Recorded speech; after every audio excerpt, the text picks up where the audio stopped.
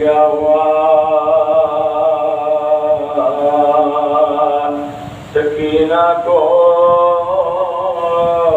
غشیں کیوں آ گیا سکینہ کو غشیں کیوں آ گیا سکینہ کو مجھے خاموش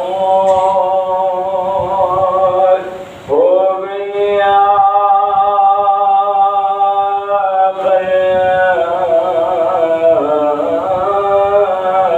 کس نے کیا کہہ دیا سکینہ کو کس نے کیا کہہ دیا سکینہ کو کیا خبر اس کو کیا ہوا بیٹا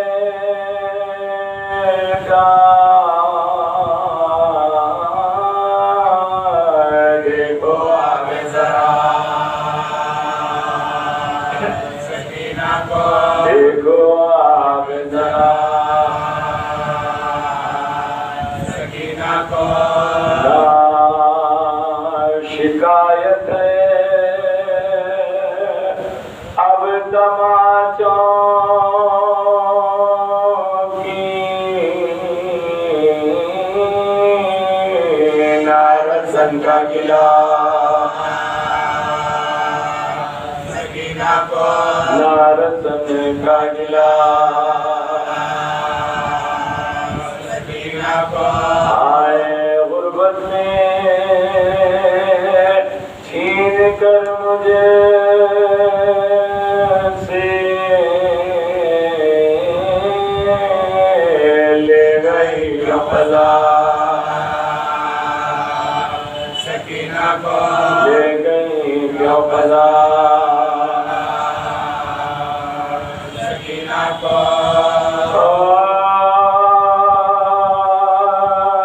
جب داغے بے کسی نہ سکینہ اٹھا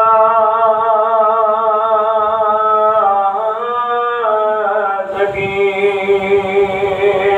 اور دل نہ خوف کے مارے سنا سکی کھائے تماچے شمر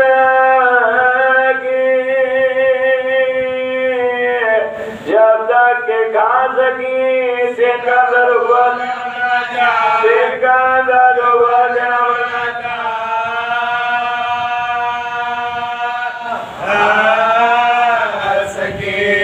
روئی تو ظالموں نے جفا بے شمار کی آخر جب دیکھ مت دیا آخر جب دیکھ مت دیا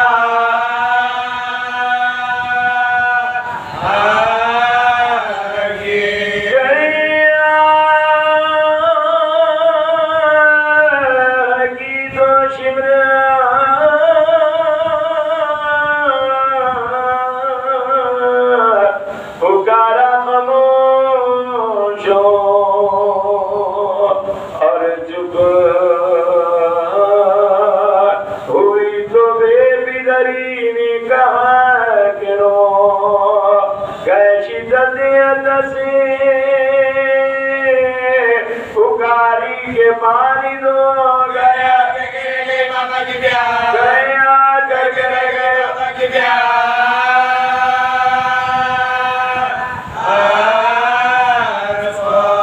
کوئی جو آنسو پہنچ گئے چشمے برا سے آئے حسین کے کبر میں لکھا آئے حسین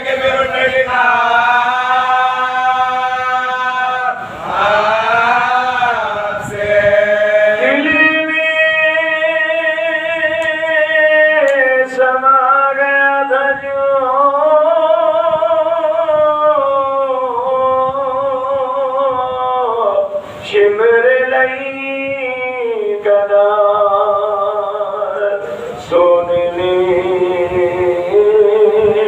کاپ یہ کہتی تھی رات بھر فریاد چیتا ہے کاش بربادوار آتا ہے ساتھ بجھگ میں آتا ہے ساتھ بجھگ میں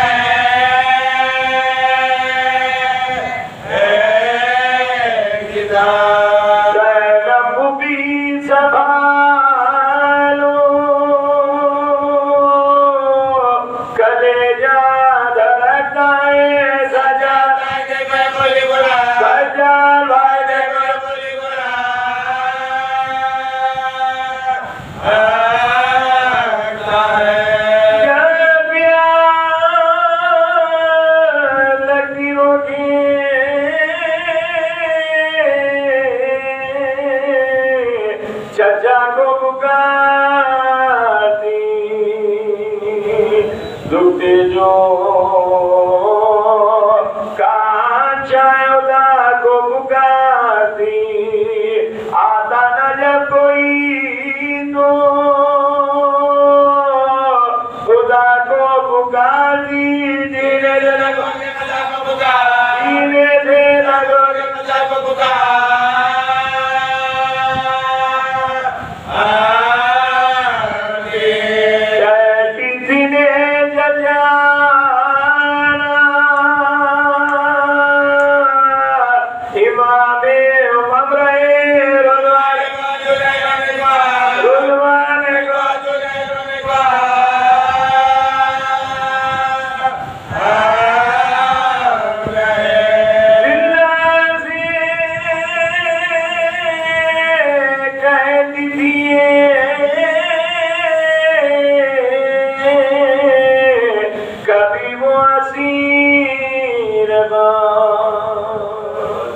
ہو جا کلے تیرا مہمان کا میت کسی کی ننی سی نکلے کی صبح بالو دے ملا بڑا بچا بالو دے ملا بڑا بچا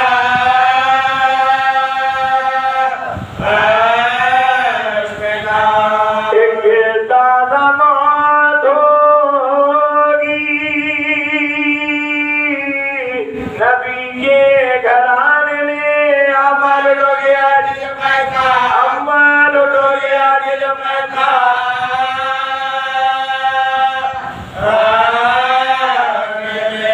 اب کیا لٹوں گی ماں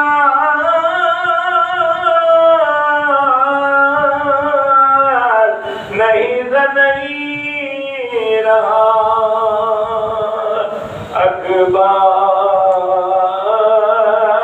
نہیں رہا لیا نہیں رہا رہنے کو خیر خانہ ملا گھر نہیں رہا ہاتھوں میں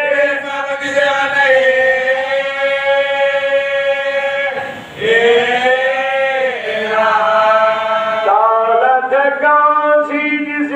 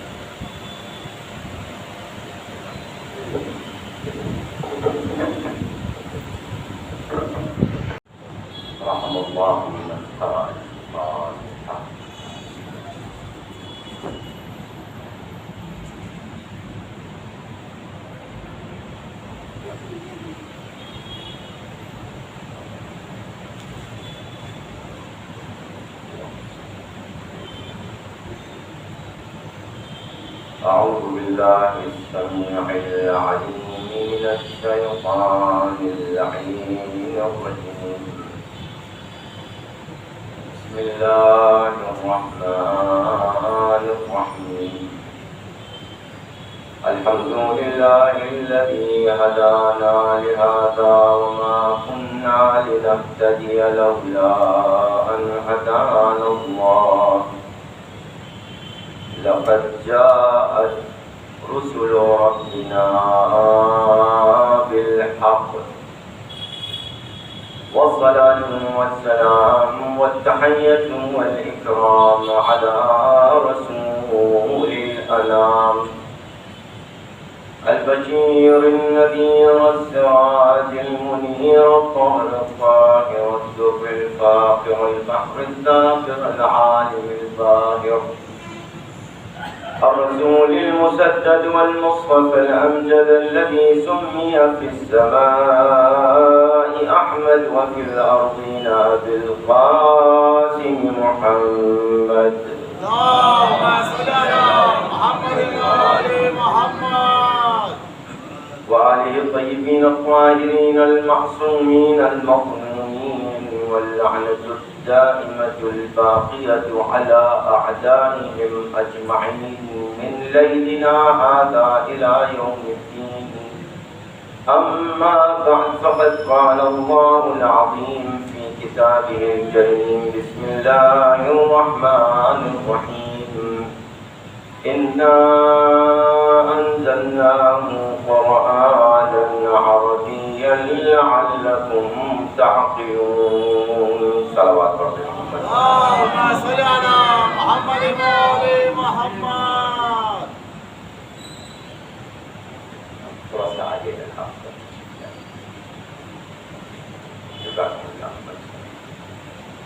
صلوات پڑھتے ہیں محمد. اللهم صل على محمد وآل محمد.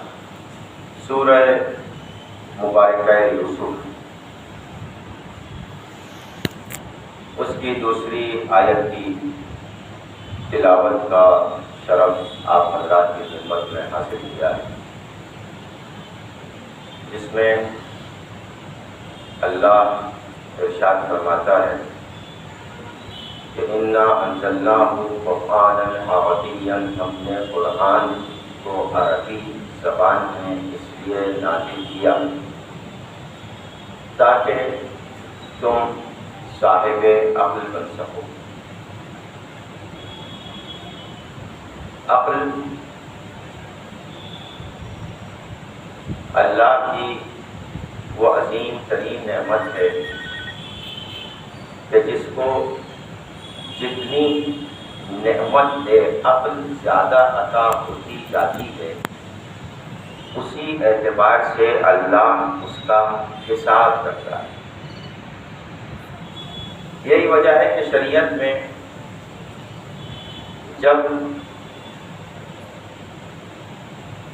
مکلف بنایا جاتا ہے تو غیر عاقل کو مکلف نہیں بنایا جاتا، بلکہ مکلف عاقل کو بنایا جاتا ہے. جب بچہ، جسے ہم سن بلوغ کہتے ہیں، بلوغ کا مطلب جسم کا لمبا ہونا نہیں ہے، طولانی قد نہیں، بلکہ بلوغ سے مراد پہنچنا ہے. بلوغ لغت میں کہتے ہیں پہنچنے کو، یعنی جب بچہ عقل کی سرحد تک پہنچ جائے تو اس پر جتنی بھی واجب چیزیں ہیں واجب ہو جاتی ہیں، جو حرام ہیں وہ حرام ہو جاتی ہیں، اور پھر وقت بلوغ سے لے کر ہوش و حواس کے حالت تک جتنے بھی شریعت کے احکام ہیں اس پر عمل کرنا اس کی شرعی ذمہ داری بن جاتی ہے، اس لیے کہ اللہ نے اس انسان کو عقل عطا فرمائی. شریعت میں دو چیزیں ہیں، ایک اصول دین اور ایک فروع دین. ہمارے یہاں فروع دین میں تقلید ہے، لیکن اصول دین میں تقلید نہیں ہے. عقائد اصول دین سے تعلق رکھتے ہیں اور اعمال فروع دین سے تعلق رکھتے ہیں۔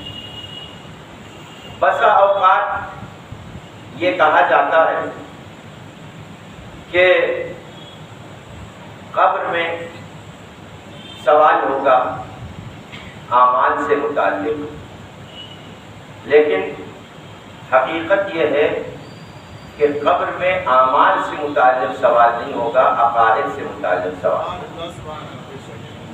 جو پہلا مرحلہ ہے انسان کی حیات کا، جسے عالم برزخ کہتے ہیں، جہاں سے عالم برزخ کا آغاز ہوتا ہے، وہ قبر کا مرحلہ ہے۔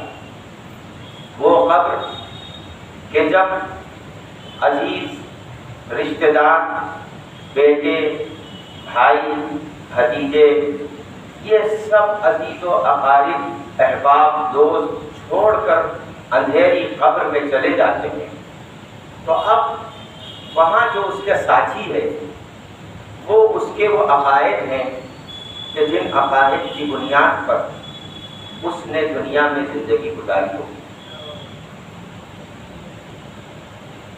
ایک اگرچہ اس وقت میں چاہ رہا تھا کہ یہ پیغام تھوڑا بعد میں پہنچے، لیکن چونکہ بات قبر آ گئی ہے تو اس لیے عرض کر دوں کہ زیارت عاشورہ بذات خود ایک موضوع ہے بہت طولانی، اس پہ کئی اشرے ہو سکتے ہیں، لیکن میں صرف ایک منزل آپ کی خدمت میں عرض کرنا چاہتا ہوں کہ روایت میں ہے کہ جو زیارت عاشورہ پڑھتے ہیں پابندی سے، اس کا فائدہ جو دنیا میں ہے وہ تو بہت ہے، میرا یہ موضوع نہیں ہے، لیکن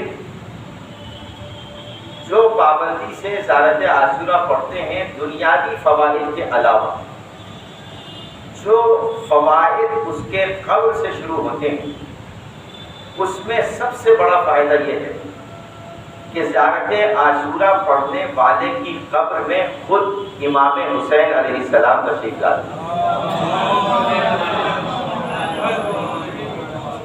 چنانچہ چھٹے امام علیہ السلام جب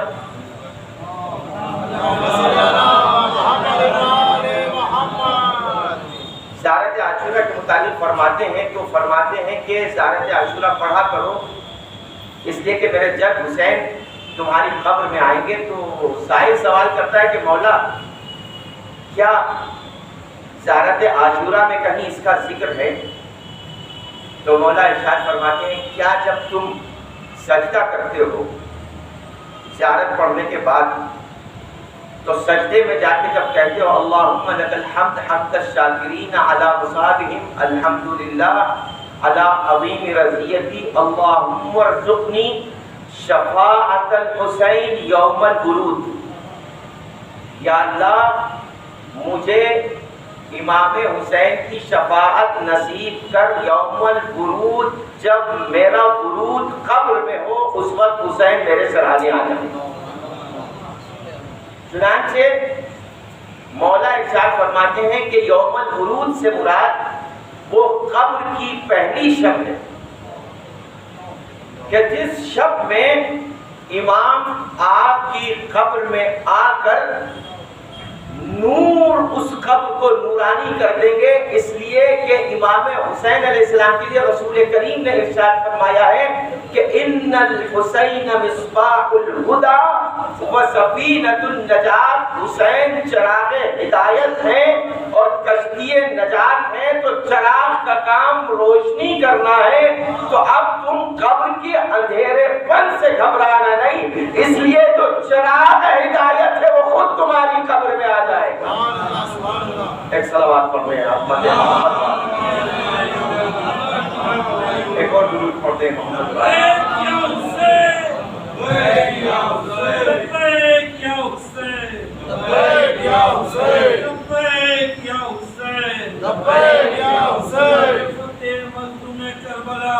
سید الشہداء امام حسین علیہ السلام کی معرفت کے لیے جميع المؤمنین و المؤمنات جوش ایمانی کے ساتھ بلند کی تلوار اللہم صلی علی محمد و آل محمد۔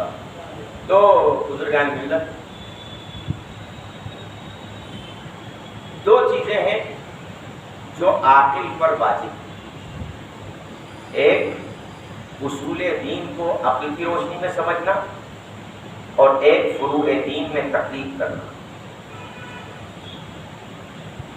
اصول دین میں اگر کوئی مجتہد یہ کہے کہ اللہ دو ہیں تو ہم کو مجتہد کی نہیں ماننی، ہمیں عقل کی ماننی. ہمیں اگر کوئی کہے خدا نخواستہ کہ امام 13 ہیں تو ہمیں کسی کی نہیں ماننی، عقل کی ماننی. تو یہ جتنے بھی 5 اصول دین ہیں یہ سب کے سب اس کا تعلق عقل سے ہے. اور عقل مند اسی لیے اسے کہتے ہیں کہ جو ان 5 اصول دین کو صحیح طور پر سمجھ سکے. توحید الہی، عدل الہی، نبوت، امامت اور معاد یا قیامت، یہ 5 چیزیں ہیں جن کا سمجھنا عقل کی روشنی میں واجب ہے. اب دیکھیے کہ کچھ لوگ آج کل، میں چاہتا ہوں کہ اس کے ذریعے سے میسج چلا جائے، ایک بہت افسوسناک سلسلہ ہمارے یہاں اس وقت عالم تشیع میں چل رہا ہے، جس کے لیے میں دعا کرتا ہوں کہ اللہ ہم سب شیعیان اہل البیت علیہ السلام میں اتحاد اور اتفاق عنایت فرمائے. اور اتحاد بس ایک ہی جگہ ہو سکتا ہے اور وہ ہے ولایت علی پر اتحاد. ولایت علی کے علاوہ کہیں اتحاد ہو ہی نہیں سکتا. اس لیے خاص طور سے جو لوگ اتحاد بین المسلمین کے قائل ہیں، میں ان کی بات کرتا ہوں کہ وہ لوگ جو اتحاد بین المسلمین کے قائل ہیں، علی ولی اللہ کے بغیر اگر اتحاد کی کوشش کریں گے تو یہ اتحاد غدیر کے خلاف ہوگا.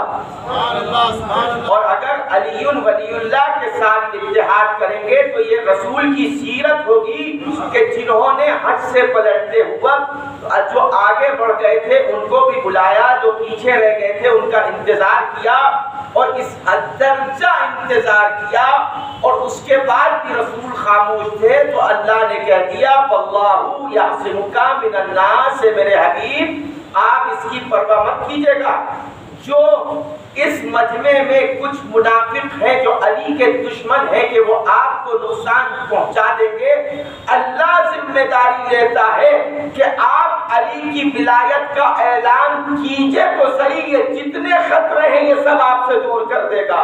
تو آپ میں یہی ہاتھ جوڑ کے کہتا ہوں ان لوگوں سے جو علی کو دور کر دے اپنے اتحاد سے، وہ اتحاد نہیں وہ فساد ہے. مولا علی کی ذات اتحاد، اور یہ تو وہ ذات ہے کہ جن کو عیسائی بھی مانتے ہیں، یہ تو وہ ذات ہے جن کو یہودی بھی مانتے ہیں، یہ تو وہ ذات ہے. میں اسی لیے عرض کرتا ہوں کہ قرآن مجید میں آپ مجھے کہیں بھی دکھا دیجئے کہ اللہ نے منافقوں سے اتحاد کرنے کی بات کی. منافقوں سے پورے قرآن میں ایک آیت نہیں ہے کہ اللہ کہے کہ اے مسلمانوں یا اے مومنوں دیکھو منافقوں سے اتحاد کرو. لیکن یہودی اور عیسائیوں سے اللہ نے قرآن میں اتحاد کی بات کی ہے. کیوں؟ اس لیے کہ دونوں کی ہسٹری پڑھیے. فتح خیبر کے بعد یہودیوں نے فتح رسول اللہ کو تحفے میں پیش کیا، منافقوں نے نبی کی بیٹی کو فتح نہیں دیا. تو جنہوں نے نبی کی بیٹی کو فتح نہیں دیا ان سے اتحاد نہیں ہو سکتا، جنہوں نے رسول کو فتح دیا ان سے اتحاد ہو سکتا. پھر عیسائیوں نے مباہلہ دیکھیے، واپس چلے گئے یہ کہہ کے کہ اگر ہم ایسے چہرے دیکھ رہے ہیں کہ اگر پہاڑ کی طرف اشارہ کریں تو پہاڑ اپنی جگہ سے ہل جائیں. عیسائی چلے گئے بقول ہمارے بہت عزیز دوست تھے شہید، ان سے کئی ملاقاتیں ہوئیں. ہماری یہاں حیدرآباد بھی آپ کے تشریف لا چکے شہید علامہ ناصر عباس صاحب، انہوں نے بہت اچھا مرحوم، اللہ ان کے درجات بلند فرمائے، انہوں نے بہت اچھی بات کہی کہ اللہ نے کیا کہا تھا، فَنَجْعَلْ لَعْنَتَ اللَّهِ عَلَى الْكَاذِبِينَ. آؤ جمع ہو جائے، مباہلہ کر لیں اور جھوٹوں پر لعنت کر لیں. تو لعنت تو اللہ نے بھیج دی تھی، لعنت بھیج دی تھی. عیسائیوں نے وہ لعنت قبول نہیں کی اہل بیت کے مقابلے سے جا کر. اب وہ لعنت تو آ چکی تھی. اب میں اسی لیے کہتا ہوں نام لینے کی ضرورت نہیں ہے جب بھی لعنت کرے. اس لیے لعنت واحد وہ چیز ہے جو اپنا ایڈریس خود تلاش کر لیتی ہے، اس لیے نام لینے کی ضرورت نہیں ہے. لعنت بھیجیں ظالموں پہ، لعنت بھیجیں قاتلوں پہ، لعنت بھیجیں دشمنان اہل بیت پر، وہ ایڈریس خود تلاش کر لیتی ہے. اور کبھی انشاءاللہ موقع ملے گا ان مجالس میں تو عرض کروں گا کہ ہمارے یہاں ایک چیز کو بڑا بدنام کیا گیا. تو یہ لعنت آ گئی تھی، یہ بات کمپلیٹ کرنی ہے، لعنت آ گئی تھی، گئی کہاں؟ تو جنہوں نے اہل البیت کو عیسائی ہو کر سچا مان لیا واپس پلٹ گئے، لعنت ان تک نہیں پہنچی.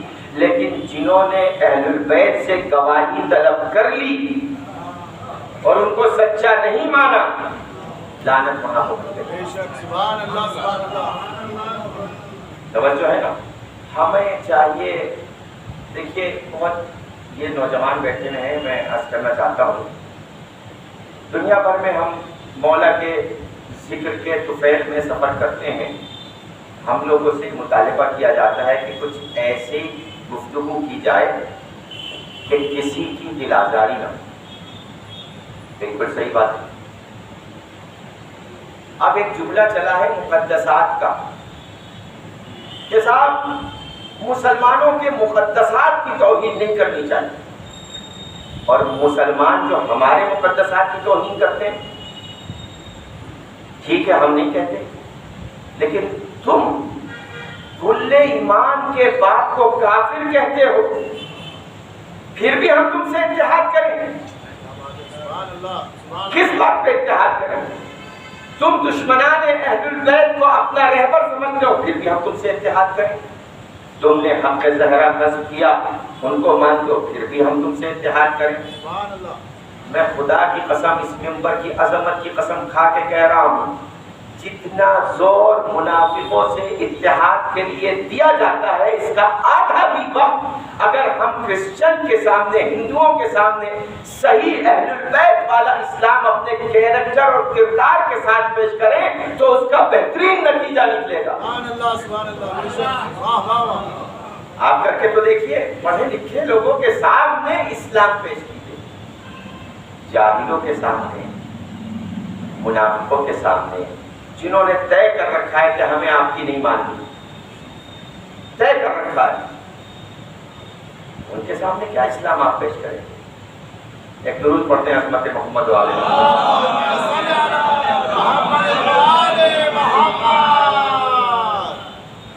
میں یہ سوچ رہا تھا کہ ذرا اور مومنین کی تعداد زیادہ ہو جائے تو پھر سورہ فاتحہ پڑھوا دوں تاکہ زیادہ ہاتھ اٹھ سکیں فاتحہ کے لیے. لیکن آپ کی طرف سے گزارش ہے کہ ایک بار سورہ نور اور 3 بار سورہ اخلاص کی تلاوت فرما کر ڈاکٹر سید مہدی حسن جعفری، سیدہ فاطمہ حسن موسوی، صالحہ موسوی اور سید علی جعفری مرحومین کے روح کو ایثار فرمائیں.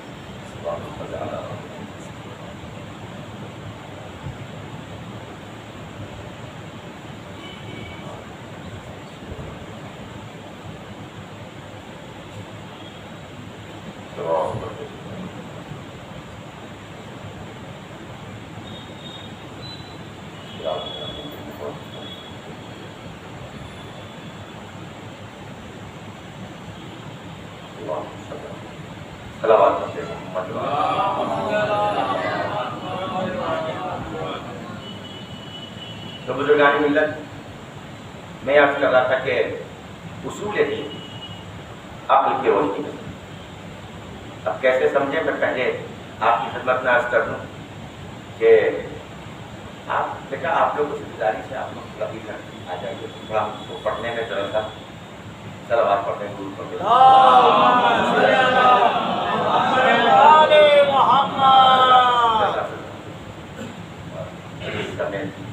سمے دیجیے تھوڑا سا بارہ درود پڑھنے اور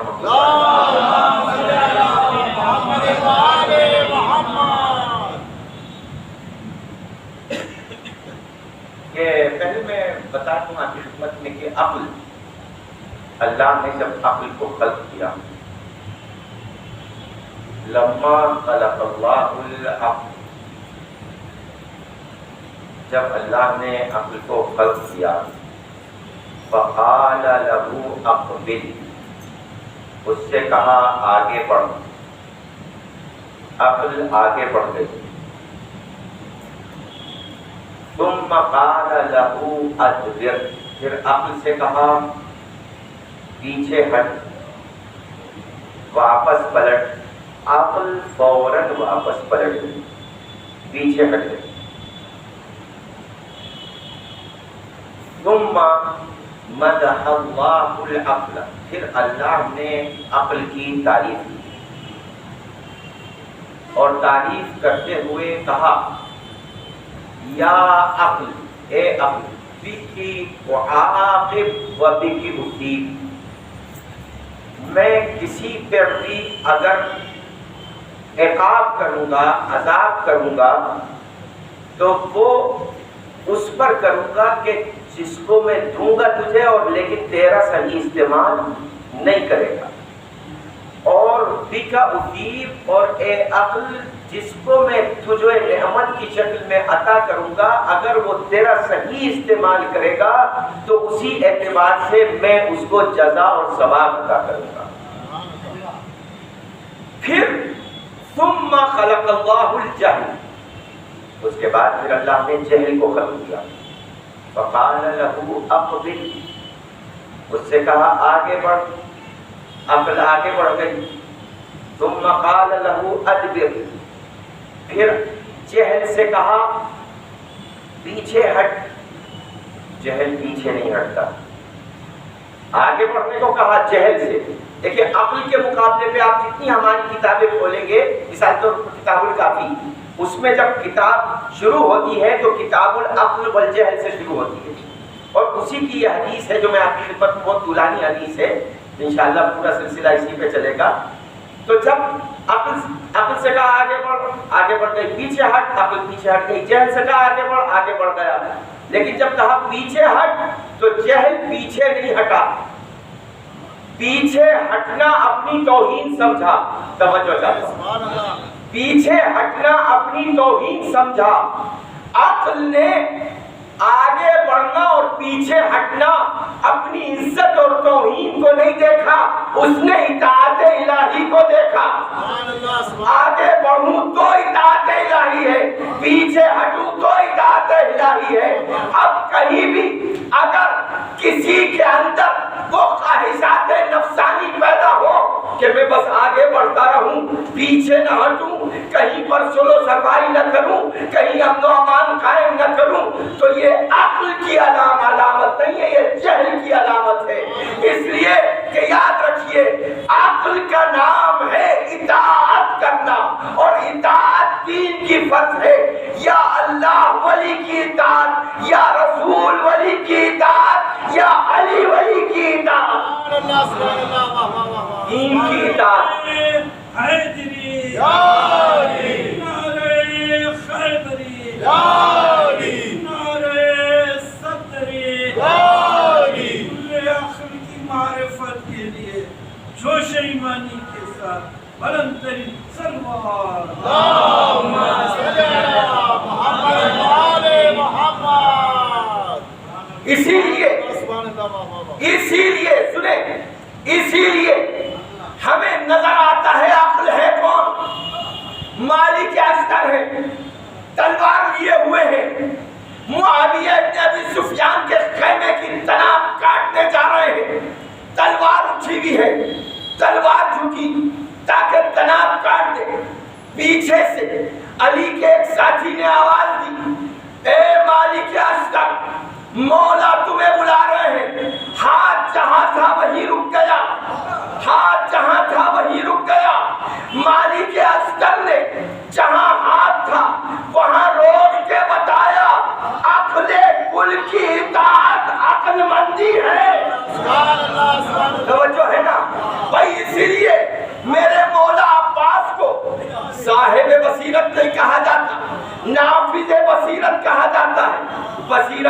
کرنے والا، بصیرت نافذ کرنے والا، بصیرت دینے والا۔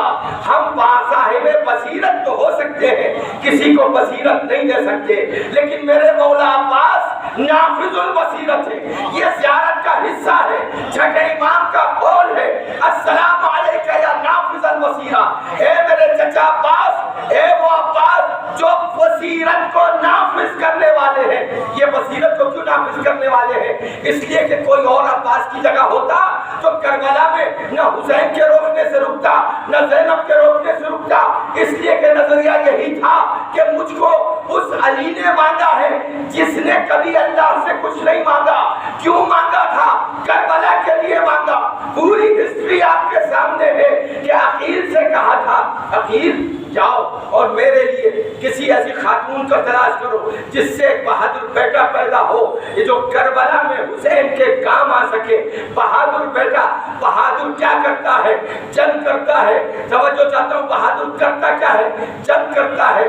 لیکن حسین نے جب کہا، میں مسائل نہیں پڑھ رہا، میں صرف یہ عرض کرنا چاہ رہا ہوں، دیکھیے ہم کو عقل کے نمونے کہ جن کی اتباع ہمیں کرنے چاہیے تاریخ میں کہاں کہاں نظر آتی ہے کہ حسین نے جب کہا عباس تمہیں جنگ کی اجازت نہیں ہے، پانی لینے چلے جاؤ، کوئی اور ہوتا تو کہتا میں کیوں رکوں، مجھے تو علی نے جنگ ہی کے لیے مانگا تھا، شجاعت ہی کے لیے مانگا تھا، میں پانی کیوں لینے جاؤں؟ لیکن عباس نے امام کی اطاعت کر کے بتایا عقل تک اطاعت کرتی ہے کہ وہ خود عقل بن جاتا ہے۔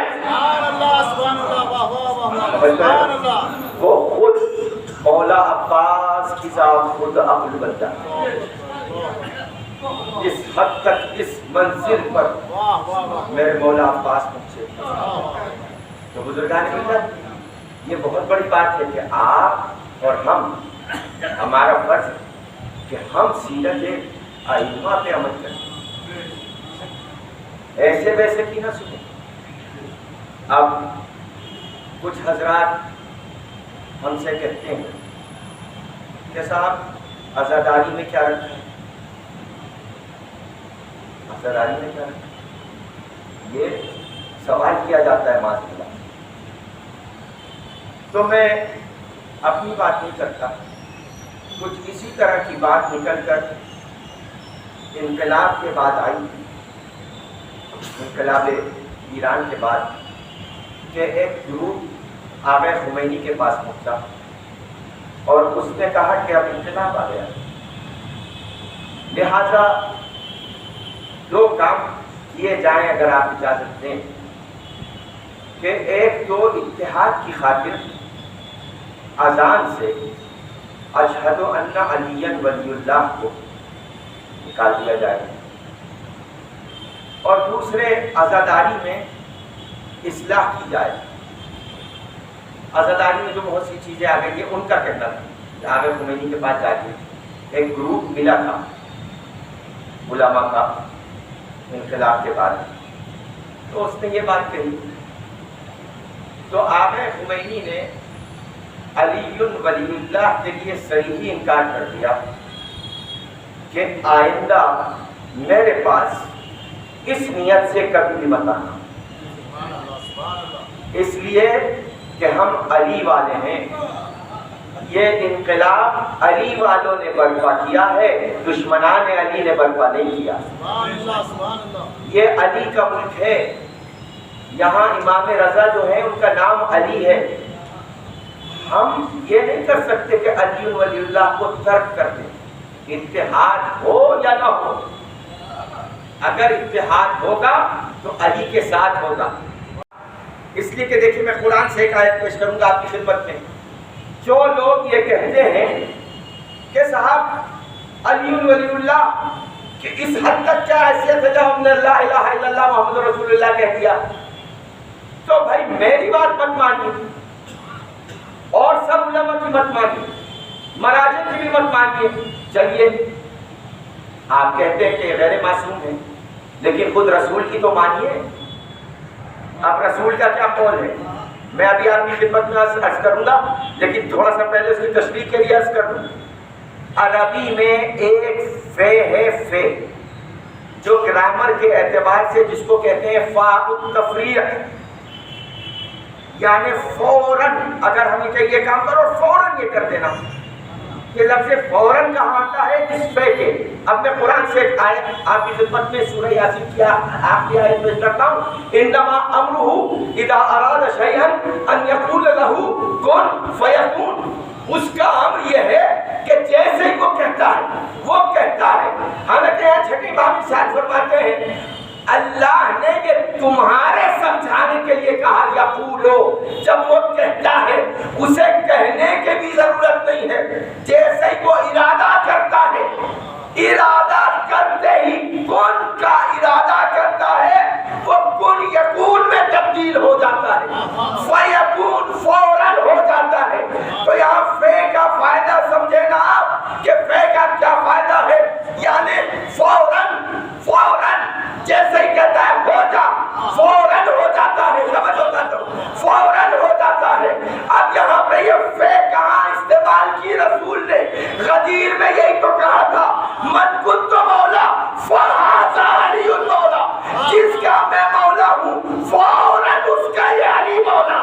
سبحان اللہ سبحان اللہ، یہاں جہاں فاصلہ نہ ہو، سبحان اللہ سبحان اللہ، جہاں فاصلہ نہ ہو اسے کہتے ہیں فہذا علی مولا۔ سبحان اللہ۔ یہ ایک بات ہے۔ اور جب محرم کی بات کی تو عامر خمینی نے کہا ان کا مشہور قول اس ایام اذا میں آج بھی پورے ایران میں بڑے بڑے بینرز پہ لکھا جاتا ہے، اور وہ یہ ہے کہ ما ہر چداریم ازن محرم و سفر، ہمارے پاس جو کچھ بھی ہے، سمو دیا انہوں نے جملے، جو کچھ بھی ہے وہ اس محرم و سفر سے ہے۔ سبحان اللہ سبحان اللہ۔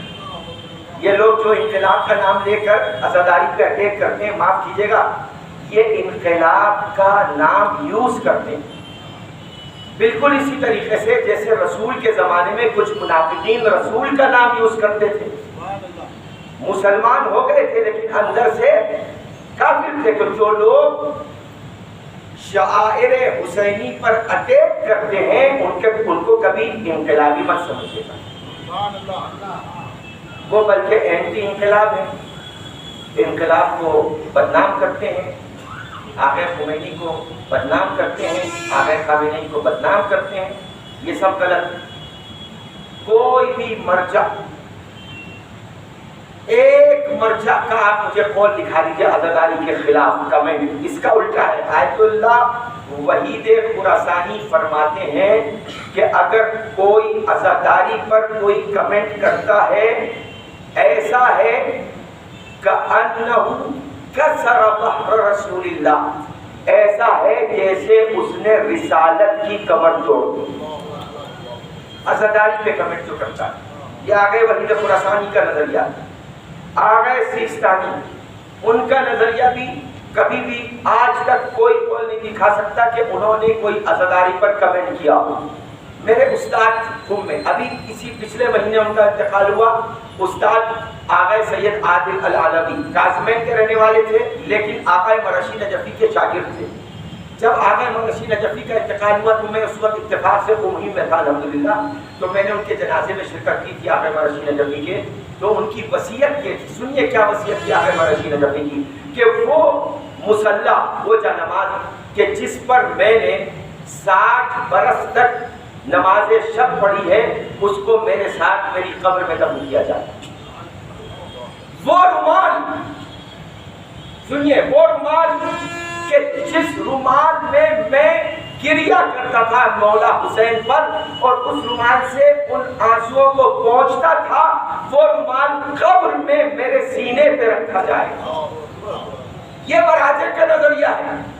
اور پھر انہوں نے مدرسہ حجتیہ، اور اس کے گواہ بہت سے قوم کے جو اس زمانے میں طلاب تھے، 94 کی میں بات کر رہا ہوں، اس زمانے میں جو طالب علم تھے وہ گواہ ہیں اس بات کے اوپر کہ جو میں عرض کر رہا ہوں یہ ٹیپ ہو رہی ہے تقریر، آپ کسی کو بھی پیش کر سکتے ہیں، میں ممبر سے یہ بات کہہ رہا ہوں۔ انہوں نے امام حسین کے جشن میں وہ آئے، مغرب کی صلاۃ پڑھاتے تھے آقا عادل علوی، وہ خود مجتہد تھے. آ کے انہوں نے صلاۃ پڑھائی, جشن شروع ہوا, تھوڑی دیر بیٹھے اور اس کے بعد چلے گئے. توجہ چاہتا ہوں. اور اس کے بعد پھر فجر کی صلاۃ بھی وہی پڑھانے آتے تھے. تو دیکھا جیسا مجمع رات میں ویسا ہی مجمع صبح, ایک آدمی بھی کم نہیں ہے. تو انہوں نے کہا کہ میں تقریر کرنا چاہتا ہوں. کہا بسم اللہ.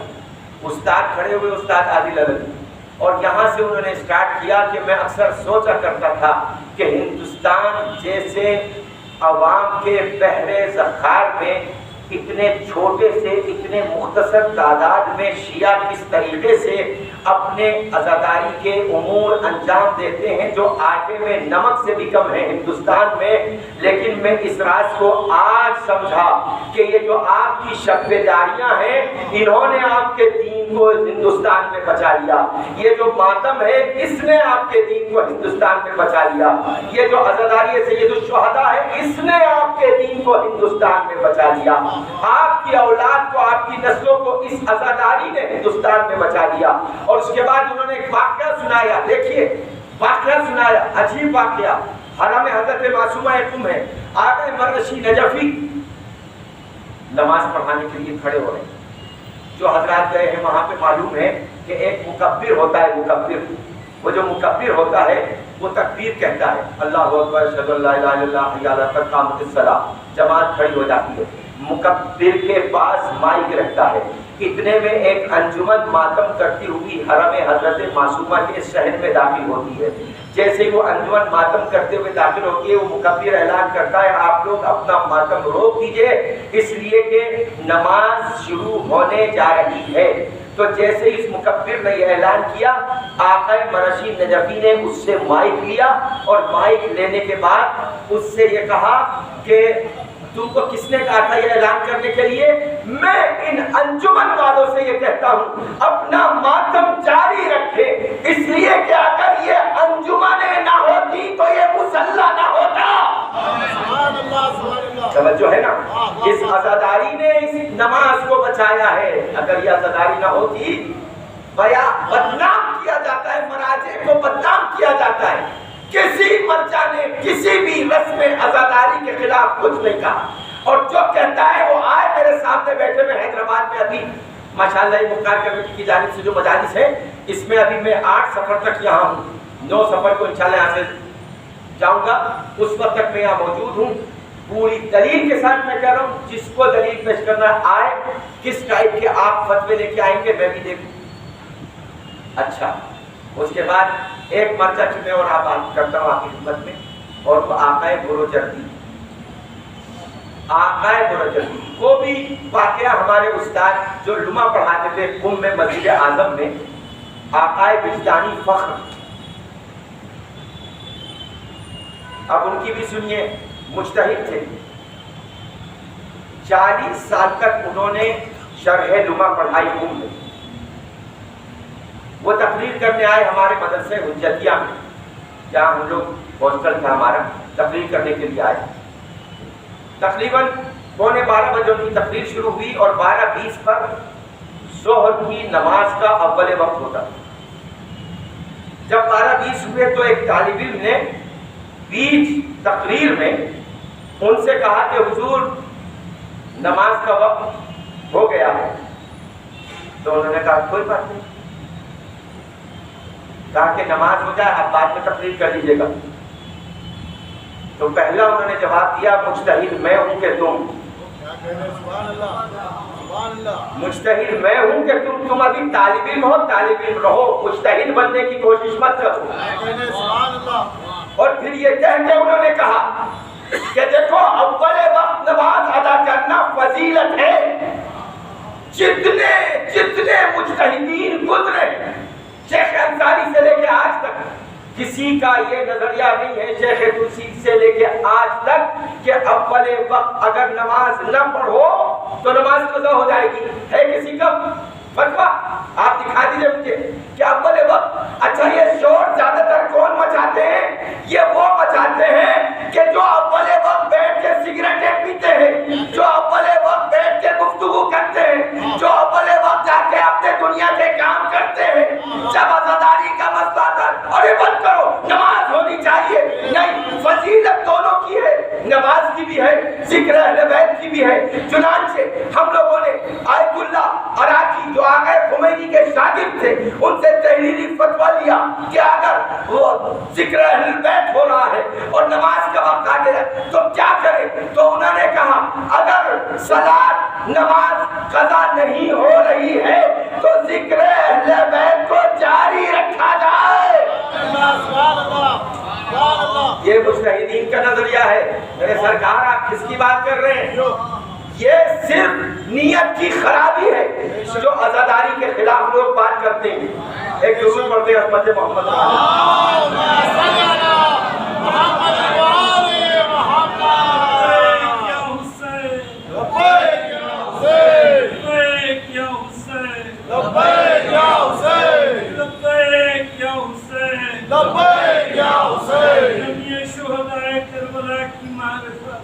اور ان کی عزاداری کی معرفت کے لیے جوش ایمانی کے ساتھ بلند ترین تلوار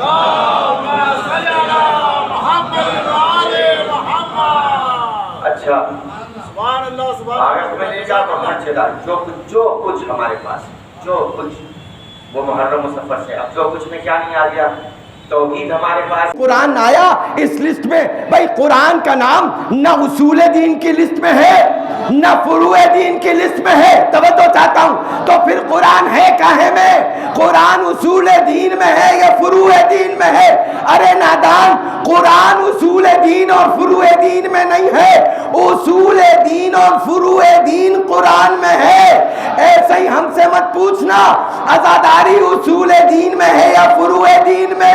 اصول دین ہے تو عزاداری میں، فروع دین ہے تو عزاداری میں۔ توجہ ہے نا؟ جزاک اللہ۔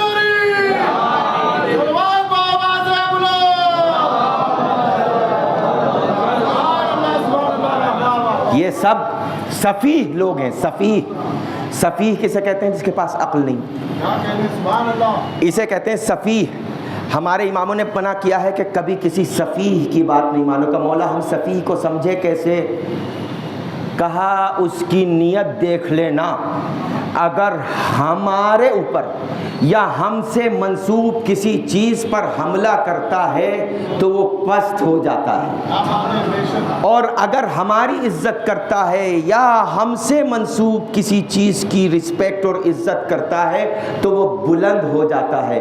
اور ہمیشہ بلندوں کو ماننا، پستوں کو مت ماننا۔ توجہ ہے نا؟ لہٰذا میرے سرکار دیکھیے آخری زمانے کی علامت ہے اور وہ علامت کیا ہے؟ وہ علامت یہ ہے کہ ظہور سے قبل ایمان عنقا ہو جائے گا۔ عنقا، عین نون قاف الف۔ عنقا کسے کہتے ہیں؟ اس تصوراتی پرندے کا نام ہے کہ جس کا کوئی وجود ہی نہیں۔ ایمان امام کے ظہور سے قبل لوگوں کے دلوں سے نکلتا جائے گا۔ اب شروع کہاں سے کرتے ہیں یہ جو عقل کے دشمن ہیں؟ اب ایک صاحب نے بمبئی میں پڑھا، وہ بیچارے زیارت کر کے آئے۔ میں توہین نہیں کر رہا امامے کی، میرے سر پہ خود امامہ ہے، اللہ تمام علماء کو سلامت رکھے انشاءاللہ، اور علماء حق کو طول عمر اور صحت عطا فرمائے۔ تو وہ صاحب پڑھتے ہیں کہ دیکھیے ممبر سے جھوٹ بھی بولا جاتا ہے، یہ میں آپ کی خدمت میں عرض کرنا چاہتا ہوں، جھوٹ۔ تو کسی نے سوال کیا ان سے بھی، اور بھی کچھ اس طرح کی چیزیں ہیں پڑھی ہوئی ہیں یوٹیوب پہ، کسی صاحب کو اگر دیکھنی ہو میں دکھا دوں گا کہ صاحب وہ جھوٹ کیا بولتے ہیں۔ ان سے پوچھا گیا، یہ صرف میں بچوں کو جہاں بیٹھے ہوئے ہیں نا نوجوان، ان کے لیے میں عرض کر رہا ہوں۔ ان سے پوچھا گیا کہ صاحب حضرت قاسم علیہ السلام کی مہدی کیا ہے؟ کہا نہیں حرام ہے، فوراً لفظ حرام، فوراً لفظ حرام۔ اچھا کسی مجتہد کا فتویٰ ہے؟ نہیں ہے۔ پھر آپ حرام کیسے کہہ رہے ہیں؟ کہ کربلا میں نہیں تھی۔ تو اب میرا ایک سوال ہے کہ جو چیزیں کربلا میں نہیں تھیں تو کیا آپ ان کو نہیں کریں گے؟ حرام ہے۔ ہم لوگ ایام عزا میں سبیل لگاتے ہیں پانی کی، سبیل، تو کیا کربلا میں پانی کی سبیلیں تھیں؟ اگر تھیں تو بچوں کی صدائے الاتش کیوں تھی؟ اس کا مطلب نہیں تھی. تو جو کربلا میں نہیں تھی وہ آپ کیوں کر رہے ہیں؟ توجہ. تو کہنے نہیں وہ تو بات کیا ہے میرے بھائی؟ یہ شروع کر رہے ہیں یہاں سے. آئیں گے سبیل پہ بھی, آئیں گے شبیہ تابوت پہ بھی, آئیں گے علم پہ بھی, آئیں گے ماتم پہ بھی, یہ آئیں گے گریے کے خلاف بھی. یہ ٹیسٹ کر کے دیکھ رہے ہیں, ٹیسٹ آپ کا کہ کتنا جذبہ ہے. آپ مولانا کو زیادہ, مولوی کو زیادہ دوست رکھتے ہیں یا مولا کو؟ اب یہ ٹیسٹ کر کے دیکھ رہے ہیں آپ یہ مولوی کے زیادہ عقیدت مند ہے یا مولا کے. تو میرے بھائی کربلا میں تو بہت سی چیزیں نہیں ہوئی تھیں. خود تابوت کربلا میں نہیں برآمد ہوا تھا. 3 دن کے بعد چوتھے امام معجزے سے آئے تھے اور دفن شہداء کیا تھا. سب سنے میں آپ کہاں سب یہ؟ تو پھر یہ کیا ہے کہ کربلا صرف تاریخ کی کربلا نہیں ہے. بہت اچھی بات کہی تھی مولانا منتظر عباس صاحب نے. کربلا صرف تاریخ کی کربلا نہیں ہے بلکہ کربلا احساسات کی کربلا ہے. کہ اس وقت ہم سبیل کیوں لگاتے ہیں کہ مولا اگر ہم وہاں ہوتے تو یہ کرتے.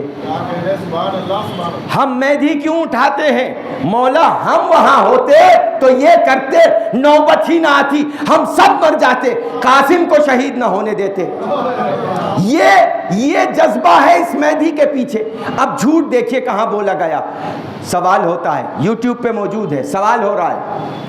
اتنا بڑا امامہ لگائے ہوئے ہیں, داڑھی کچی خاصی بڑی ہے, لمبی ہے, اور ان سے پوچھا گیا کہ اچھا مولانا صاحب یہ بتائیے کہ ایران اور عراق میں مہدی اٹھائی جاتی ہے, انہوں نے, اور رہبر کو پتہ ہے مہدی کا؟ ارے نہیں, رہبر کو تو پتہ ہی نہیں.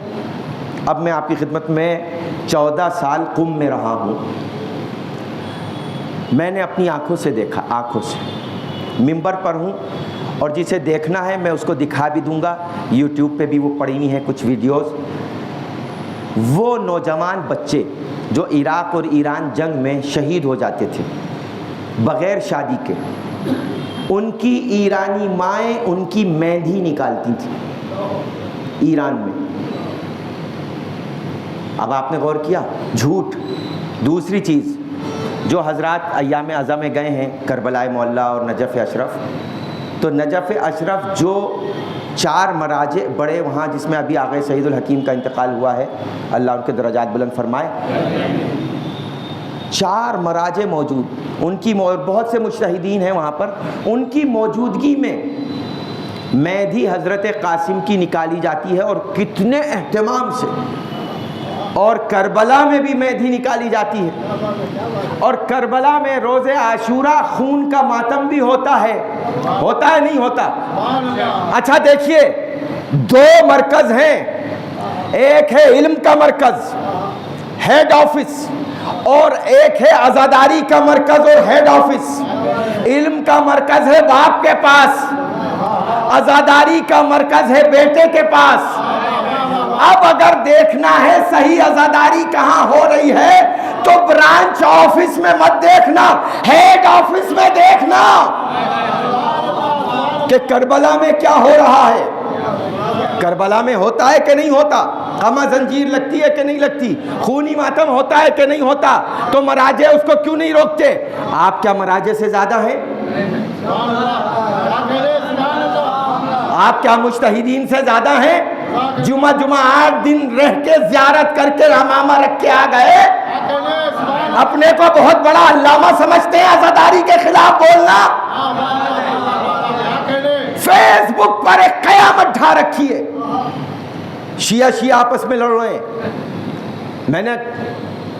میں غالباً شہریار صاحب سے عرض کر رہا تھا کہ آغا سیستانی نے مجھ سے خود فرمایا تھا جب 18 میں میری ان سے ملاقات ہوئی تھی کہ سب سے خطرناک وقت شیعیان اہل البیت علیہم السلام پر ابھی ہے, 1400 سال کے عرصے میں. وہ آپ اب دیکھیے کیسے ہے.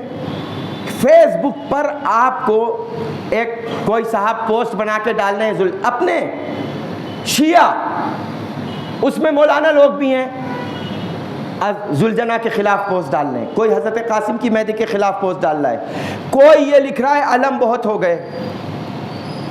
اچھا لیکن افسوس کی بات یہ ہے کوئی ایجوکیشن پہ بات نہیں کرتا، کوئی یہ بات نہیں کرتا کہ بھائی آپ جس علاقے میں ہیں وہاں کیا ترقی ہو رہی ہے مومنین کے لیے، کوئی اسکول قائم ہوا نہیں ہوا، کوئی ہاسپٹل کلینک قائم ہوئی یا نہیں ہوئی آپ کے وطن میں، آپ کے شہر میں۔ فیس بک پہ اس پہ بات ہو تو دنیا ہم سے متاثر ہو کہ یہ اہل البیت کے ماننے والے ہیں، لیکن افسوس یہ ہے اب شیعہ اسی بات پہ لڑ رہے ہیں، علم بہت ہو گئے، تابوت بہت ہو گئے، ذوالجناح کا وہ تو جانور ہے، ذوالجناح جانور ہے، تمہیں جانور نظر آتا ہے، قرآن اس کی مدح کرتا ہے۔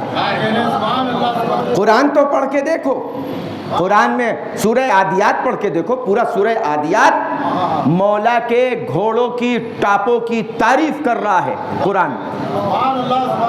تو ذوالجناح اور کسے کہتے ہیں؟ ہم لوگ شبیہ ذوالجناح نکالتے ہیں، اصل ذوالجناح تو میرے مولا حسین کے پاس تھا، مولا علی کے پاس تھا، یہ اس کی شبیہ ہے۔ اور شبیہ کسے کہتے ہیں سنیے، میں ایک روایت آپ کی خدمت میں پیش کرتا ہوں، عیون اخبار الرضا شیخ صدوق علیہ الرحمہ کی ساری روایتیں ہیں اس کے اندر جو انہوں نے جمع کی ہیں، خاص طور سے امام رضا علیہ السلام سے ہیں زیادہ تر روایتیں۔ اس میں فرماتے ہیں کہ رسول کریم جب معراج پہ تشریف لے جا رہے تھے تو انہوں نے دیکھا کہ ایک شخص ہے کہ جس کے ہاتھ میں نور کی ایک تلوار ہے، اور وہ بالکل مولا علی کی شکل ہے۔ تو جبرائیل سے رسول اللہ نے کہا کہ اے بھائی جبرائیل، کیا یہ میرے بھائی علی ہیں؟ تو جبرائیل نے کہا یا رسول اللہ یہ آپ کے بھائی علی نہیں ہے، اللہ نے آپ کے بھائی علی کی شکل میں ایک فرشتے کو بنایا ہے۔ جب فرشتے تھوڑی سی تھکن محسوس کرتے ہیں عبادت کر کے تو اپنے عبادت کے ثواب میں اضافے کے لیے اللہ کے حکم سے اس فرشتے کی چہرے کی زیارت کر لیتے ہیں، تو اللہ ان کے علی کے چہرے کی زیارت کا ثواب دے دیتا ہے۔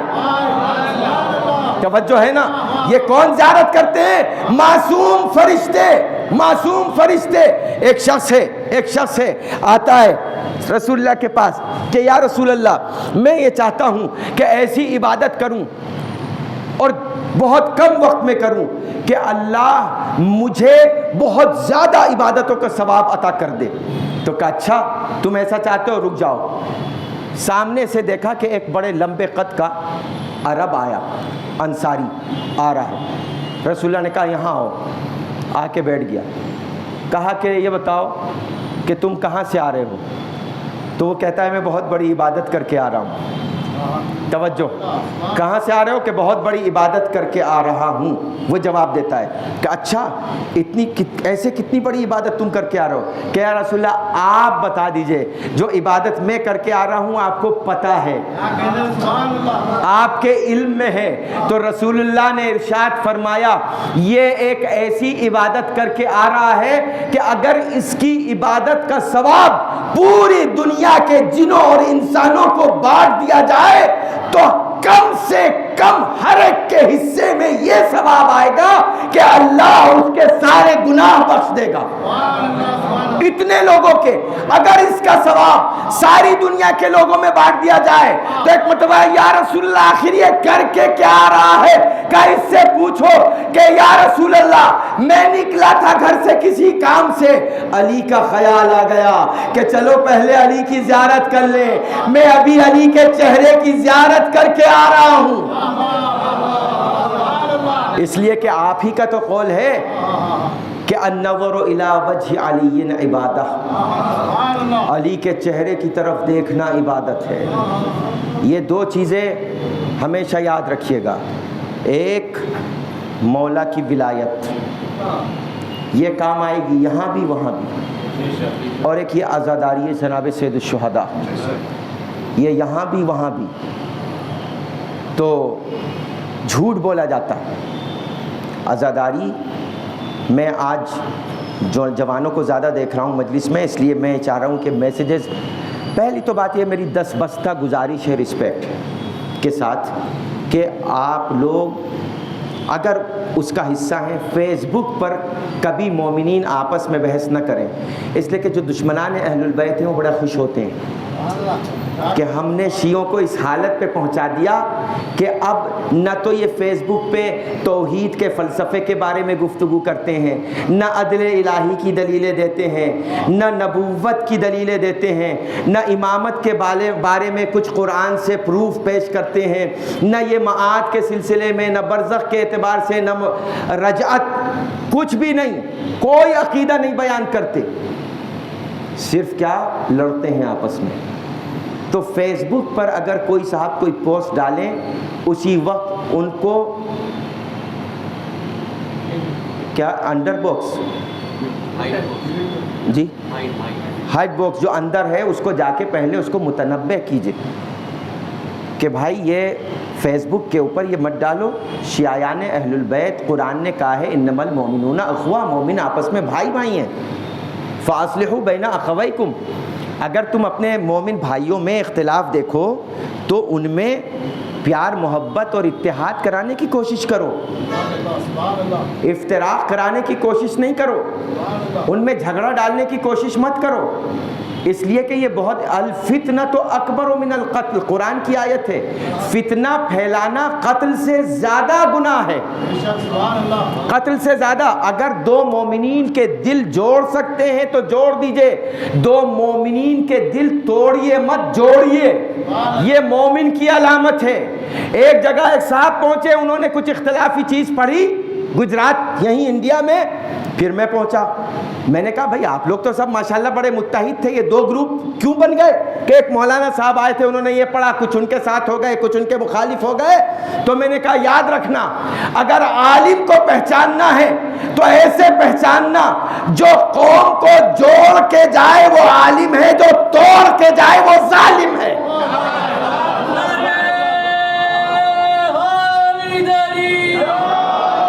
توجہ ہے